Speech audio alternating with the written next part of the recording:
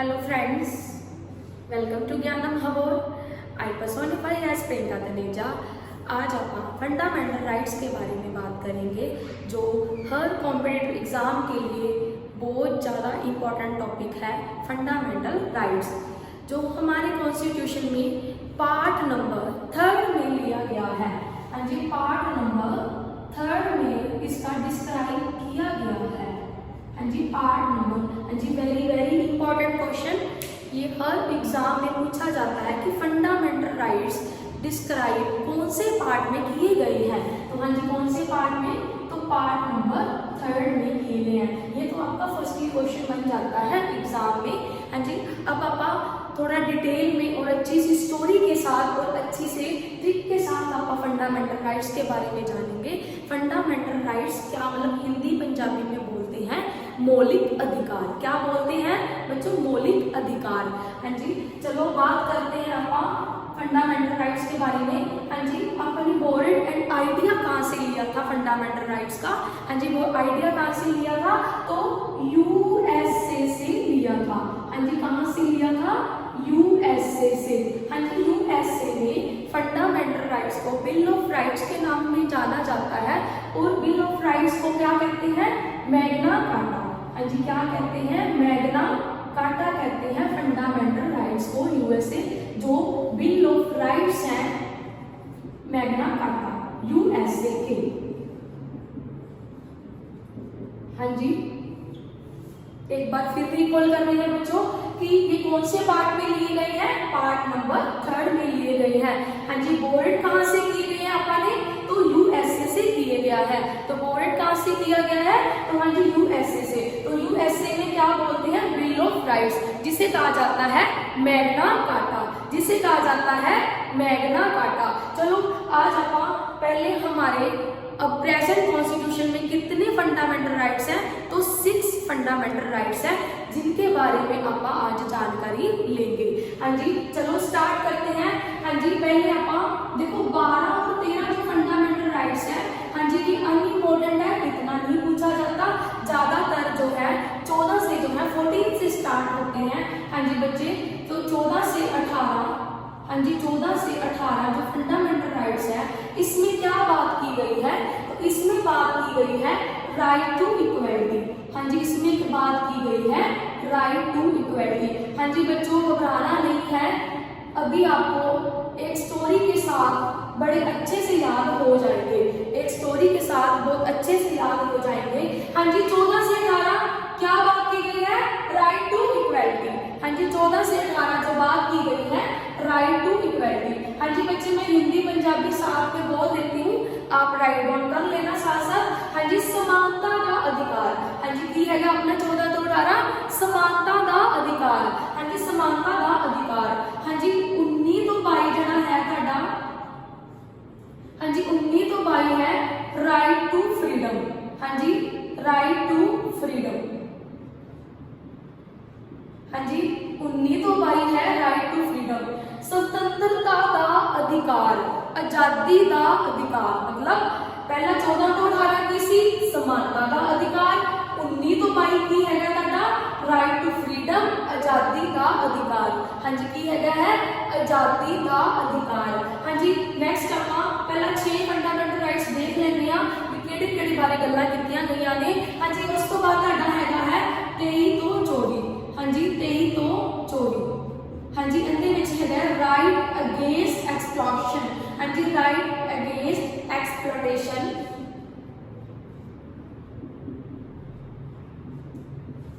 हाँ जी, right against exploitation. हाँ जी बच्चे, शोषण के विरुद्ध अधिकार। हाँ जी, क्या है?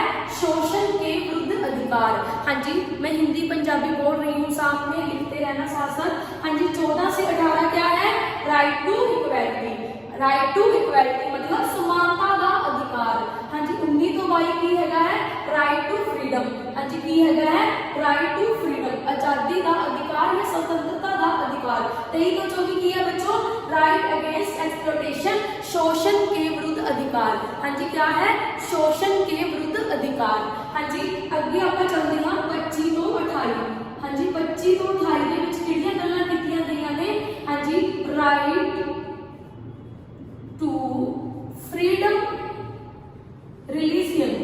हाँ जी राइट टू फ्रीडम रिलीजियन। हाँ जी ਇਹਦੇ ਵਿੱਚ ਗੱਲ ਕੀਤੀ ਗਈ ਹੈ ਤੁਹਾਡੀ ਧਰਮ ਸੁਤੰਤਰਤਾ ਦਾ ਅਧਿਕਾਰ। हाँ जी की ਗੱਲ ਕੀਤੀ ਗਈ ਹੈ ਬੱਚੇ को भाई धर्म स्वतंत्रता का अधिकार राइट टू फ्रीडम रिलीजियन। हाँ जी बच्चों बड़े अच्छे से आपको याद होंगे, ये मेरा आपसे वादा है। हाँ जी राइट टू फ्रीडम रिलीजियन, हाँ जी धर्म स्वतंत्रता का अधिकार। हाँ जी आगे आप नेक्स्ट इत्थे लिखदे हां। हाँ जी 29 तो 30 किहड़ियां गल्लां कीतीआं गईआं ने। हाँ जी 29 तो 30 फंडामेंटल राइट्स दे विच की हैगा है तां हैगा है कल्चर। हाँ जी कल्चर एंड एजुकेशनल राइट्स। हाँ जी कल्चर एंड एजुकेशनल राइट्स। हाँ जी कला शिक्षा का अधिकार। हाँ जी कला एंड शिक्षा का अधिकार। इहदे विच आपां सारियां कला ते शिक्षा दी गल्लां पढ़ांगे जो मैं नोटिस लई दित्तियां जांदियां ने। हाँ जी नेक्स्ट है अपना 31 आर्टिकल राइट टू प्रॉपर्टी। हाँ जी नेक्स्ट केड़ा हैगा है राइट टू प्रॉपर्टी मतलब प्रॉपर्टी का अधिकार। हाँ जी राइट टू प्रॉपर्टी। हाँ जी 31 आर्टिकल की हैगा है राइट टू प्रॉपर्टी। हाँ जी उस तो बाद तुहाडा हैगा है 32 तो 35।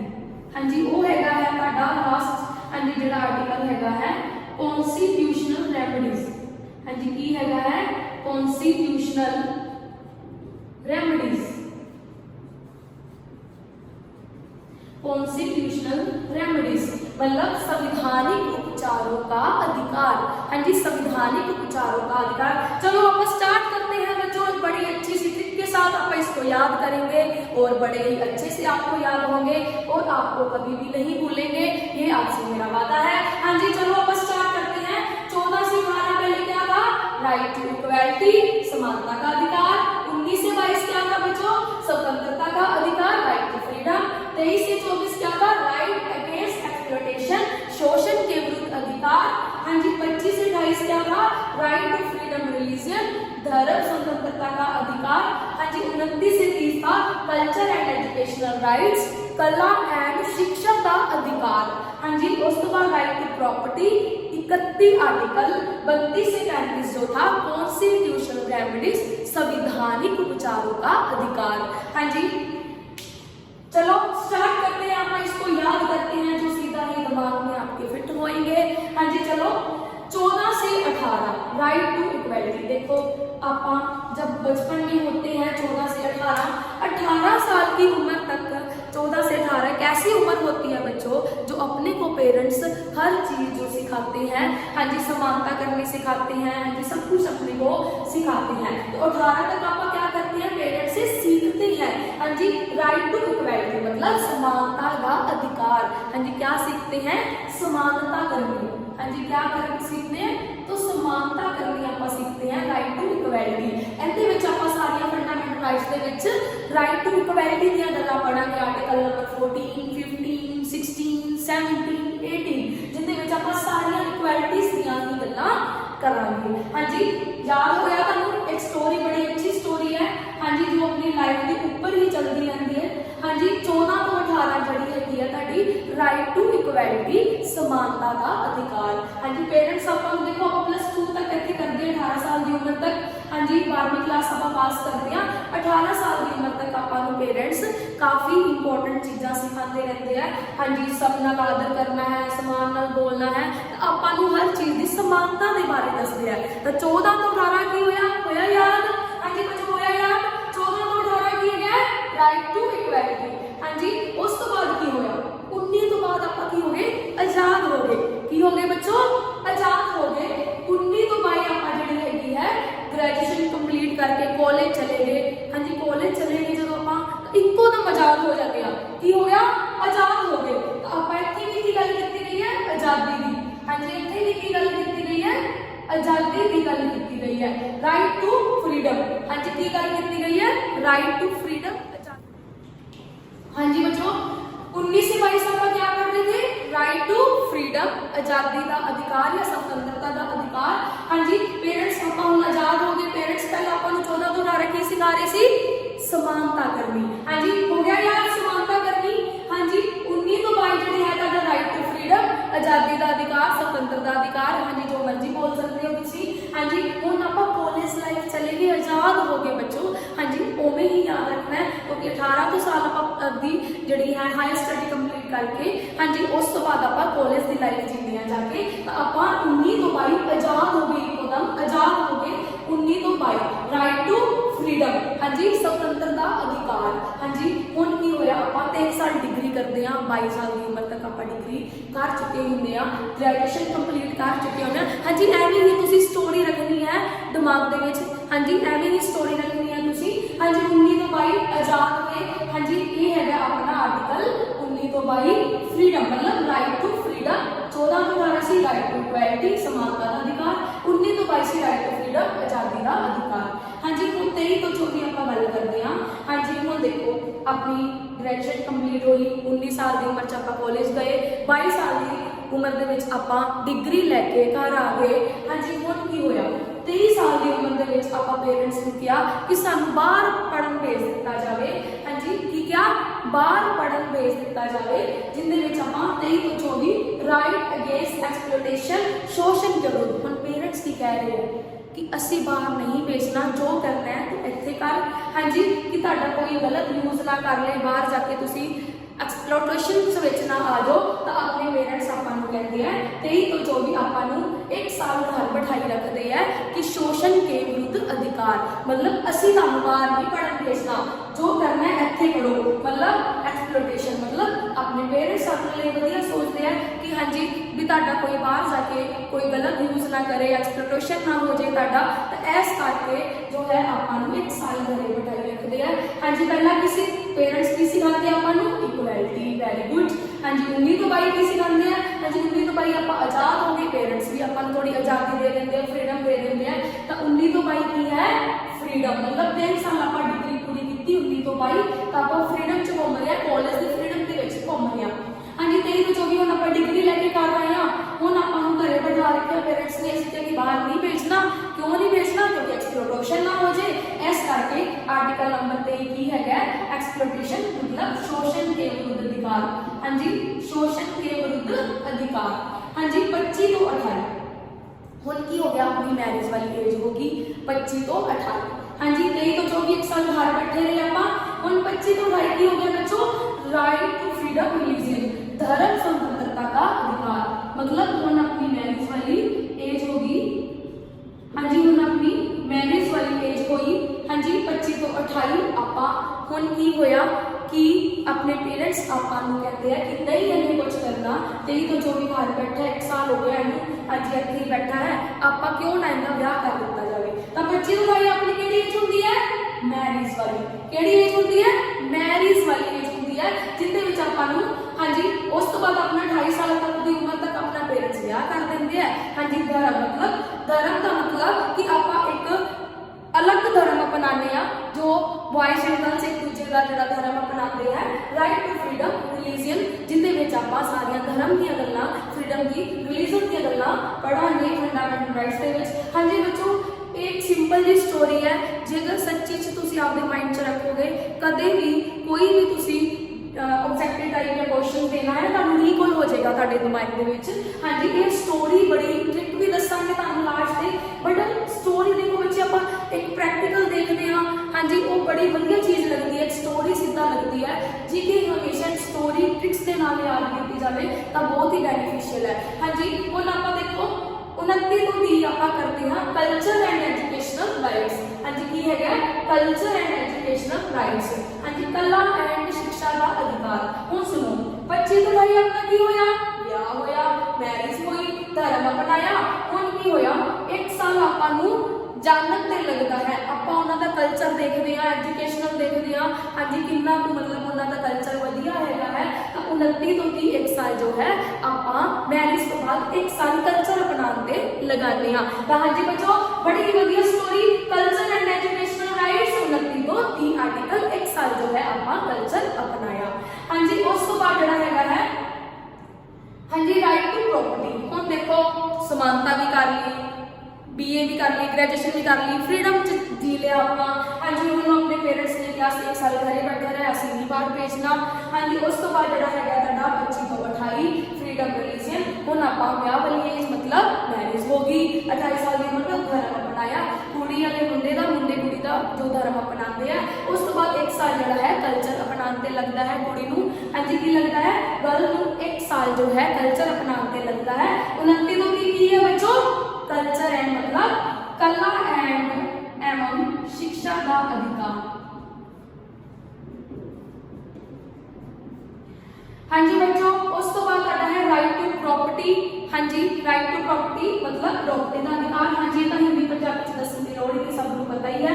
हाँ जी, 32 तो 35 की है फिर तुहाडा देखो हुण की होया, ब्याह भी होया, कल्चर भी अपना लिया। हाँ जी, 31 च आपां की कीता, प्रॉपर्टियां वंड लित्तियां। हाँ जी, हुण 2 भरा ने। हाँ जी, हुण देखो आपदी जिहड़ी अपनी घरां दे विच स्टोरी चलदी रहिंदी है, उस रिलेटेड मैं स्टोरी लेके आई हां। हाँ जी, हुण की होया आपां जो है 31 आर्टिकल जो है राइट टू प्रॉपर्टी, हुण 2 भरावां ने आपदी प्रॉपर्टी वंड लित्ती गई। हाँ जी, हुण की होया बंटवारा हो गया, प्रॉपर्टी वंड लित्ती गई। फिर कित्थे जाणगे, हुण प्रॉपर्टी एक दूजे नाल लैंड हैगा संविधान दे विच केस करनगे, जिंदी आपां गल करांगे। 32 तो 35 कॉन्स्टिट्यूशनल रेमेडीज, संविधानिक उपचारों का अधिकार। हाँ जी, क्या है बच्चों, संविधानिक उपचारों का अधिकार।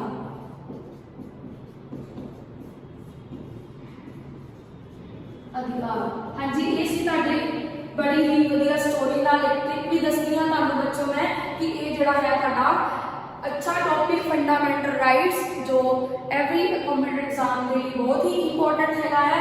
हाँ जी, 14 तो 18 पेरेंट्स की सिखाते आपको इक्वालिटी। हाँ जी, उस तो बाद जो है 19 तो भाई आपका फ्रीडम हो गए, आजाद चले गए। हाँ जी, 23 तो 24 एक्सप्लॉयटेशन, शोषण के विरुद्ध अधिकार। 25 तो 28 धर्म, हाँ जी ब्याह वाली एज। 25 तो 28 फ्रीडम रिलीजियन, धर्म स्वतंत्रता का अधिकार।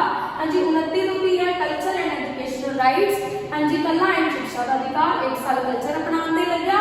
हाँ जी, 31 है तुहाडा राइट टू प्रॉपर्टी। हाँ जी, 32 तो 35 जो है तुहाडा कॉन्स्टिट्यूशनल रेमेडीज। हाँ जी, संवैधानिक उपचारों का अधिकार। हाँ जी, ये सी तुहाडी बड़ी वधिया स्टोरी।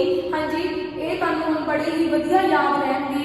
हाँ जी, उस तो बाद जिहड़ा है तुहाडा राइट टू प्रॉपर्टी। देखो पहला जो ओरिजिनल जिहड़े अपने फंडामेंटल राइट्स है वो है 6 फंडामेंटल राइट्स जिहड़ा राइट टू प्रॉपर्टी वो अपना अबोलिश कर दिता गया। हाँ जी, कदों कीता 44 मतलब हाँ जी राइट टू प्रॉपर्टी 31 आर्टिकल जो अबोलिश किया गया। हाँ जी, अबोलिश कर दिता गया। हाँ जी, कदों किया गया ये अबोलिश। हाँ जी, 44 अमेंडमेंट 1978 ਦੇ ਵਿੱਚ ਇਹ ਅਬੋਲਿਸ਼ ਕਰ ਦਿੱਤਾ ਗਿਆ ਸੀ ਰਾਈਟ ਟੂ ਪ੍ਰੋਪਰਟੀ। ਹੁਣ ਇਹ ਇੱਕ ਲਾ ਅਧਿਕਾਰ मतलब ਲਾ ਰਾਈਟਸ ਹੈ, ਕਾਨੂੰਨ ਅਧਿਕਾਰ ਹੈ। ਹਾਂਜੀ, ਇਹ ਤੁਸੀਂ ਦੇਖੋ ਬੱਚੇ ਕਈ ਵਾਰੀ ਸਨ ਬੋਲ ਜਾਂਦੇ ਹੋ ਤੁਸੀਂ ਤਾਂ ਹਾਂਜੀ ਤੁਸੀਂ ਕੀ ਕਰਨਾ 4 ਤੇ 4 ਕਿੰਨਾ ਹੁੰਦਾ ਹੈ 8 ਹੁੰਦਾ ਹੈ 8 ਹੁੰਦਾ ਹੈ ਤਾਂ ਦੇਖੋ ਪਿੱਛੇ ਵੀ ਕੀ ਹੈ ਸਨ ਤੇ 8 ਹੈਗਾ ਹੈ ਤਾਂ ਕਈ ਵਾਰੀ ਤੁਸੀਂ ਗੈਸ ਕਰਨਾ ਹੋਵੇ ਤਾਂ ਅਮੈਂਡਮੈਂਟ ਨੂੰ ਦੇਖੋ ਇੱਕ ਅਮੈਂਡਮੈਂਟ ਬੜੀ ਇੰਪੋਰਟੈਂਟ ਅਮੈਂਡਮੈਂਟ ਹੈ 42 ਅਮੈਂਡਮੈਂਟ ਹਾਂਜੀ 1976 देखो ऐसा 4 ਤੇ 2 कितना टोटल हो रहा है 6। हाँ जी, तो की करेंगे आप 6 कर देंगे। इतने देखो पीछे 6 आ रहा है। कई बार तो अमेंडमेंट याद रखे सन बोल जे है ना तो इसकी बोल जी सन बोल जाती है उन्होंने अमेंडमेंट को टोटल करके देख लिया करो। देखो यहाँ आर्टिकल नंबर 31 जो राइट टू प्रॉपर्टी का अधिकार है ना तो हाँ जी वो अबोलिश किया गया 44 अमेंडमेंट 1978 ਦੇ ਵਿੱਚ। हाँ जी, देखो 4 ਤੇ 4 की हो रहा है 8। हाँ जी, तो पीछे 7 ਦੇ ਵਿੱਚ की है 8। हाँ जी, बड़ा वधिया है गैस करना। हाँ जी, उस तो बाद जी आप गल करांगे। हाँ जी, ये तुहानूं याद हो गए होने चंगी तरह। हाँ जी, ये पार्ट नंबर 3 च लिखा गया सी बोर्ड कितों कीते गए यूएसए तो। हाँ जी, जिहड़ा यूएसए नूं बिल ऑफ राइट्स के नाम तो जानिया जाता है की नाम है मैग्ना कार्टा। हाँ जी, ये सी बड़ी वधिया स्टोरी जो मैं तुहानूं सुनाई। हुण आपां गल करते हैं ट्रिक टू रिमेंबर। हाँ जी, ट्रिक टू रिमेंबर तुसीं किवें याद रखोगे शॉर्ट सी ट्रिक। हाँ जी, जिहदे नाल तुसीं फंडामेंटल राइट्स याद रखोगे। हाँ जी, ये तुहाडा फंडामेंटल राइट्स का पार्ट 1 है। हाँ जी, जो तुहानूं मैं बड़ी वधिया चंगी तरह तरीके दे नाल तुहानूं समझाया है। हाँ जी, वो ट्रिक तुसीं किवें याद रखोगे। हाँ जी,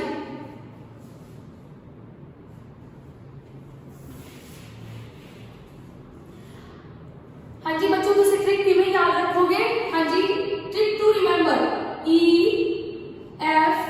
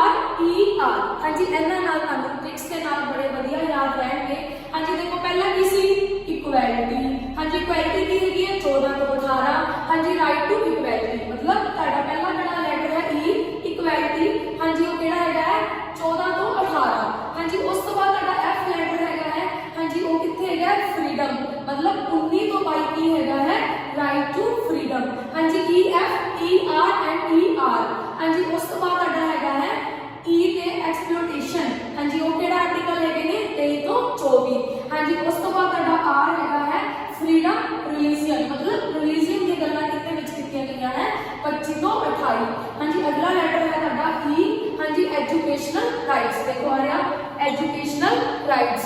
ਹਾਂਜੀ ਇਹਦੇ ਵਿੱਚ ਗੱਲਾਂ ਆਪਾਂ ਪੜਾਂਗੇ। ਹਾਂਜੀ ਉਸ ਤੋਂ ਬਾਅਦ ਆਰ ਦੇ ਕਿਹੜਾ ਲੈਟਰ ਹੈਗਾ ਹੈ, ਰੈਮਡੀਜ਼ ਮਤਲਬ ਸੰਵਿਧਾਨਿਕ ਵਿਚਾਰਕ ਦਾ ਅਧਿਕਾਰ। ਹਾਂਜੀ ਬੜੀ ਵਧੀਆ ਵੇਖੀ, ਦੇਖੋ ਮੈਂ ਤੁਹਾਨੂੰ ਸਟੋਰੀ ਵੀ ਬੜੀ ਵਧੀਆ ਸੁਣਾਈ ਹੈ। ਹਾਂਜੀ ਅਗਰ ਤੁਹਾਨੂੰ ਸਟੋਰੀ ਵਧੀਆ ਲੱਗਦੀ ਹੈ ਤੁਸੀਂ ਉਹ ਵੀ ਯਾਦ ਰੱਖਣਾ ਹੈ, ਅਗਰ ਤੁਹਾਨੂੰ ਟ੍ਰਿਕ ਵਧੀਆ ਲੱਗਦੀ ਹੈ ਤਾਂ ਤੁਸੀਂ ਟ੍ਰਿਕ ਨਾਲ ਤੁਸੀਂ ਯਾਦ ਰੱਖਣਾ ਹੈ। ਹਾਂਜੀ ਕੀ ਟ੍ਰਿਕ ਹੈ, EFER ਐਂਡ ER।